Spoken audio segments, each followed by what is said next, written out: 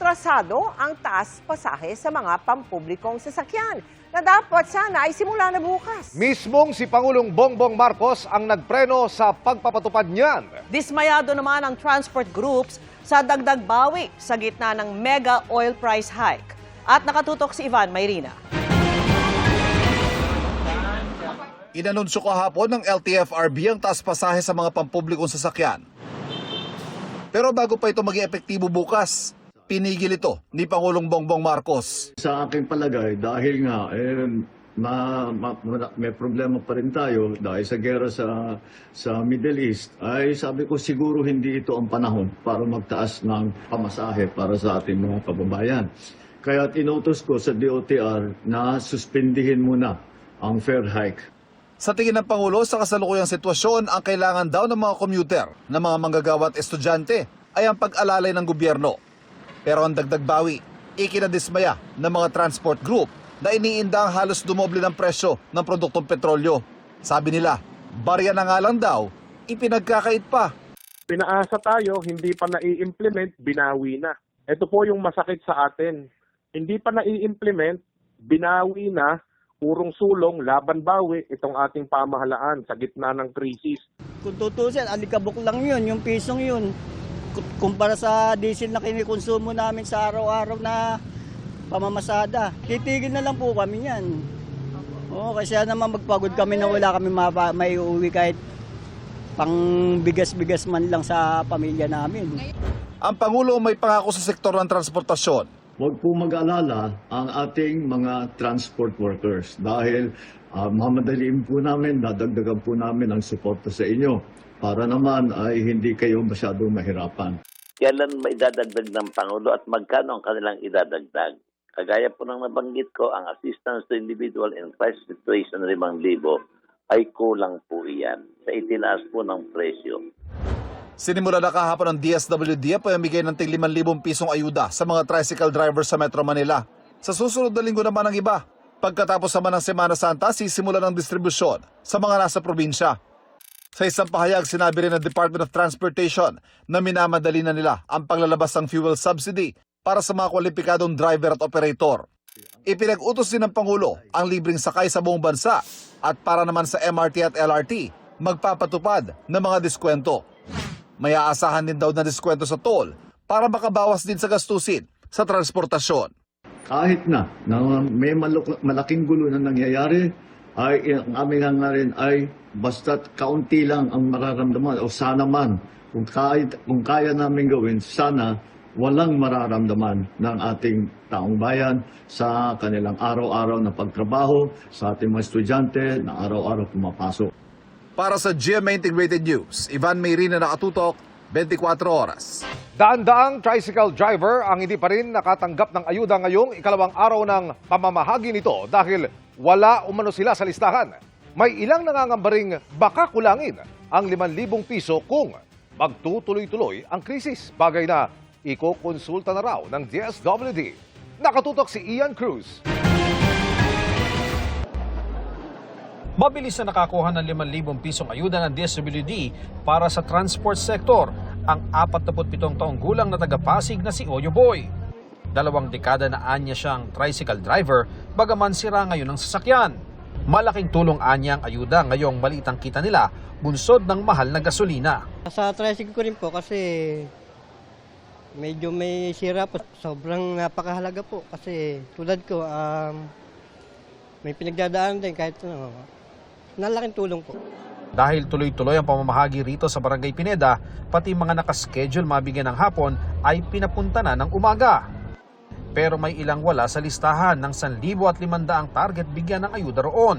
Kinuha ng Pasig City Hall ang kanilang mga detalye. Malaking bagay po yan sa akin, sir. Dahil po? Lalo na isa sa sobrang taas ng gasolina. Halos ang kinikita andun lang mapunta sa gasolina. Sa payout center naman, sa Katipunan Park sa District 1, Quezon City. Halos 300 ang wala sa listahan ng mahigit 2,000 benepisyaryo. Nagpapasa naman kami ng requirements pero nitong lumabas itong mga listang master list, wala yung pangalan namin. Kaya hindi ko namin alam kung saan nagkaroon ng problema. Ipinasumite na sa kanilang toda ang kopya ng kanilang driver's license. Ayon kay DSWD Secretary Rex Gatchalian, kinausap na rin niya ang mga pinuno ng TODA para ayusin at isumite ang mga wala sa listahan. Meron pa tayong bukas. So ang sabi namin sa kanila, una, hindi kailangan mangamba, hindi kailangan mag-worry na hindi kayo makakatanggap. Pero kahit may nakatanggap, may pangamba, baka nila kulangin ang ayuda kung lumawig pa ang krisis sa gitnang silangan. Sa mga susunod na araw, pagka ganito pa rin yung sitwasyon natin, baka pwede pong madagdagan pa po sana ito. Ikokonsulta ito ng DSWD at ipakukwenta sa economic team ng gobyerno. Pero sa ngayon, bibigyan muna ang iba pang nasa transport sector at nasa labas ng Metro Manila bago silipin kung pwedeng umulit ang mga nabigyan na. Unahin muna namin, sundan na namin to ng MC Taxi, yung TNVS, mga jeep at service delivery. Sila naman pagtutuunan natin ng pansin at lalabas na rin tayo ng Metro Manila.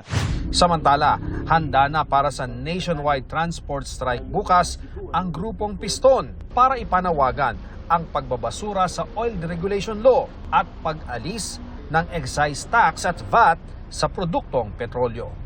Para sa GMA Integrated News, Ian Cruz nakatutok, 24 oras. Aprobado na ng Kongreso ang panukalang bigyan ng emergency powers ang Pangulo para bawasan o suspindihin ang excise tax sa produktong petrolyo. Pero ang Pangulo, hindi pa anya nagpapasya kung gagamitin ito. At nakatutok si Ivan Mayrina. Ngayon lumampas na sa 100 piso ang presyo ng diesel sa mga gas station.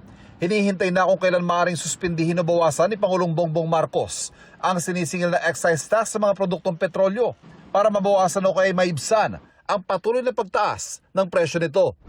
Aprobado na ng Senado at Kamara ang mga panukalang magbibigay kapangyarihan kay Pangulong Bongbong Marcos na ibaba o suspindihin ang excise tax sa mga produktong petrolyo. Pero ang Pangulo, hindi pa raw nagpapasya kung gagamitin ang kapangyarihang ito. It's a very complicated calculation. We will see. Depends on the trends. You have to watch the trends of on oil prices. We just have to look. It's very hard to say because it's all speculation. We don't know how long this will last for.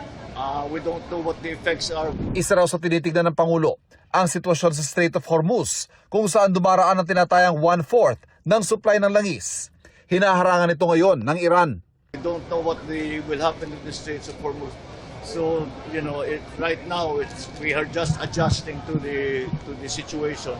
And when the situation calls for it, then we will see when to exercise that power and how much, by how much. Kapag sinuspindi ang excise tax, mapapababa ng 6 na piso kada litro ng diesel, 10 piso sa gasolina, 5 piso sa kerosene, at 3 piso naman kada kilo ng LPG.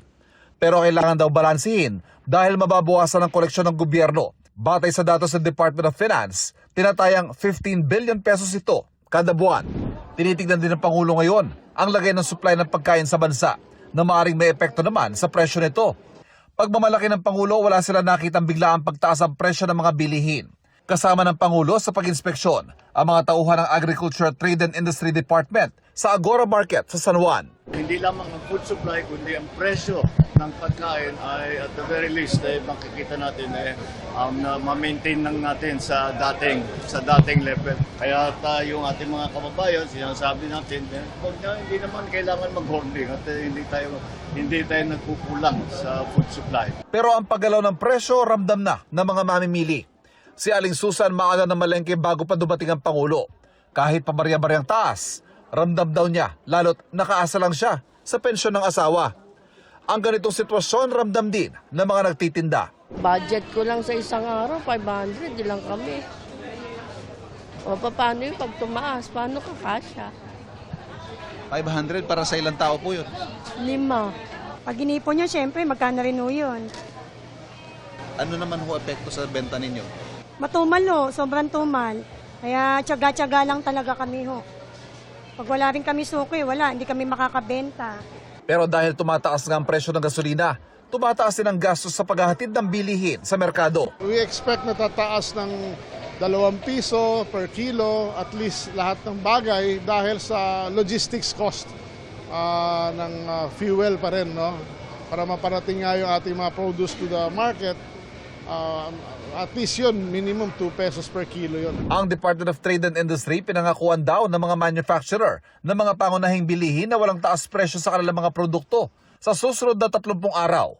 Pero pagkatapos noon, Of course, we can't guarantee because of the worldwide crisis that's happening now. That's beyond our control. maging ang price control, isa sa mga posibleng ipatupad kapag masyado nang tumaas ang bilihin. Everything is on the table now, technically. Dahil nga sa sitwasyon ngayon, we don't know where it's going. Kung masyado mataas at mahirapan ng consumer, we might need to do something with the prices. Para sa GMA Integrated News, Ivan Mayrina nakatutok, 24 oras. Inadapt na ng Kamara ang bersyon ng Senado kaugnay sa panukalang bigyan ng Pangulo ng emergency power para suspindihin o bawasan ang excise tax sa langis. Nakatutok live si Mark Salazar. Mark! Emil, at nasa kamay na ng Pangulo kung gagamitin niya iyang emergency power na binigay at napagkasundo ang ibigay ng Senado at ng Kamara sa kanya. National or global economic emergencies. We have been informed that Sa huling session day ng Kamara bago mag-Holy Week break, nasa first order of business ng plenaryo na i-adopt ang bersyon ng Senado sa batas na magbibigay ng emergency power sa Pangulo na isuspinde o bawasan ang excise tax ng mga produktong petrolyo. Yan ay kung isang buwan nang nasa $80 per barrel ang average na presyo ng Dubai crude. There's a motion to adopt Senate Bill number 1982 as an amendment to House Bill number 48418. Is there any objection? The chair hears none. The motion is approved. The Senate Bill number 1982 is adopted as an amendment to House Bill number 8418. Inadopt o tinanggap ng Kamara ang ilang pagbabago ng Senado sa panukalang nanggaling sa kanila para mapabilis ang proseso. Kabilang dyan ang kagustuhan ng Senado na maging 3 buwan ng effectivity period ng emergency powers ng Pangulo, imbes na sa nauna nilang panukala na 6 na buwan. Maliban na lang kung patuloy ang pagtaas ng presyo ng Dubai crude oil per barrel. Pumayag na rin ang Kamara sa gusto ng Senado na automatic na babawiin ang emergency power kung mas mababa na sa $80 per barrel ang crude oil. Imbis na ang orihinal na gusto ng Kamara na magkaroon pa ng joint resolution ng parehong kapulungan. Ibig sabihin yan, babalik na rin sa dating rate ang excise tax. Susundin na rin ang panukala ng Senado na Department of Energy at Development Budget Coordination Committee ang magre-report ng estado at epekto ng problema sa langis, imbis na Secretary of Finance, tulad ng orihinal na gusto ng Kamara. Kung sususpindihin ng Pangulo ang buong excise tax sa produktong petrolyo, inaasahang matatapyasan ng halos 10 pesos per liter ang gasolina, parehong unleaded at premium. 6 pesos per liter ang tapyas sa diesel, 5 pesos sa kerosene at 3 pesos sa LPG.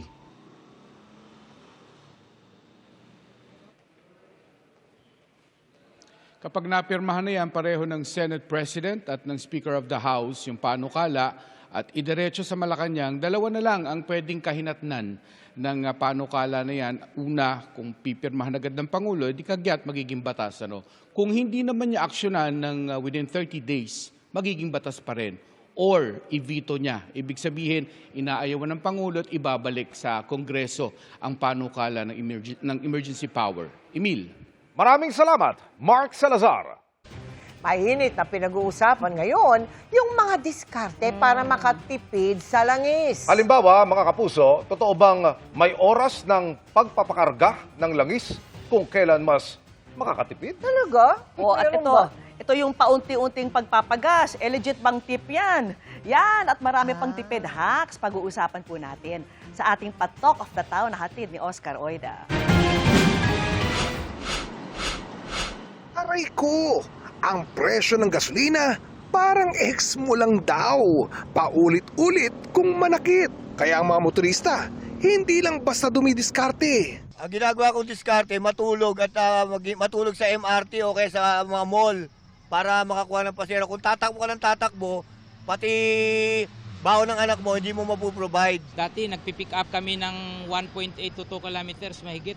Kinukuha namin yan pero ngayon hindi na kaya. Nagiging DIY fuel expert na rin.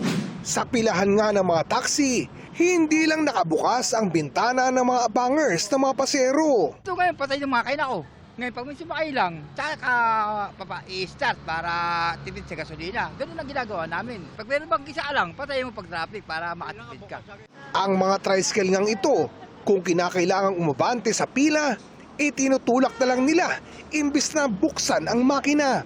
At kung dati uso ang harurot, ngayon, chill riding na lang. Dating takbo ko na medyo 40, binabagalan ko na po para medyo mababa. Pero ano nga ba ang mga legit na tipid hacks? Ayon sa automobile expert, ultimo oras ng pagpapagasolina, factor. Magpagas anya sa umaga kung kailan mas solid ang fuel, hindi puro fumes. Di rin anya totoong tipid ang pautay-utay na pagpapagasolina. Dapat daw, i-full tank ninyo na yan. As much as possible, full, yung zero mo, 1/2.